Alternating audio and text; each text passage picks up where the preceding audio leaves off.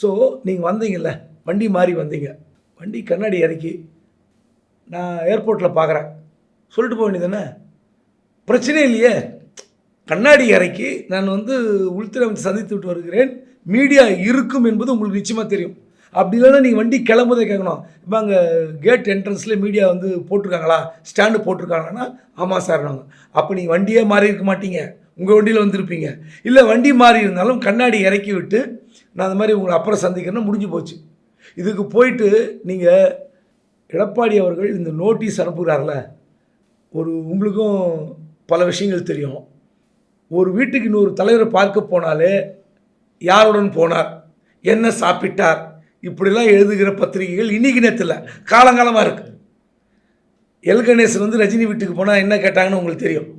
இல கணேசன் வீட்டுக்கு போகும்போது நீங்கள் என்ன சாப்பிட்டீங்க, ரஜினி உங்களுக்கு காஃபி கொடுத்தாரா, ஸ்வீட் கொடுத்தாரா, அது இல கணேசனே சொன்னதெல்லாம் நமக்கு தெரியும். மீடியாவில் எல்லா பத்திரிக்கையாரும் ரஜினி வீட்டுக்கு போனால் என்ன சாப்பிட்டீங்கன்னு கேட்குறான். என்ன பேசுனீங்கன்னு யாரும் கேட்க மாட்டீங்களா வருத்தப்பட்டதாகவே நீங்கள் செய்தியை பகிர்ந்துக்கிட்டது உண்டு. அப்படி இருக்கும்போது நீங்கள் ஒரு உள்துறை அமைச்சரை பார்க்கும்போது வெளியே நிற்பாங்க மீடியா, கண்டிப்பாக எந்த வண்டியில் வந்தீங்க, எப்படி வந்தீங்கன்னு எழுத தான் போகிறாங்க.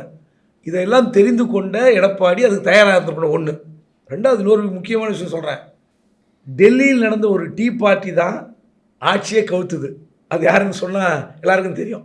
ஜெயலலிதா அவர்கள் சுப்பிரமணிய சாமி ஏற்பாடு செய்த தேநீர் விருந்து டெல்லியில் நடந்தது, வாஜ்பாய் அரசு கவிழ்ந்தது. அதனால் யார் வீட்டில் யார் போனாலும் மீடியா பரபரப்பு செய்தி வெளியிடும். எப்படி போனீங்க, எப்படி வந்தீங்க, யார் கூட இருந்தாங்க, யார் டிரான்ஸ்லேட்டர், இதெல்லாம் வரும். நீங்கள் தயாராகணும். முதல்ல எடப்பாடி அவர் நடந்து கொண்ட விதம் தவறு. முகத்தை துடைக்கிறதுன்னு சொல்கிறதே தப்புங்க கேமரா முன்னாடி, அதுவே பொய்.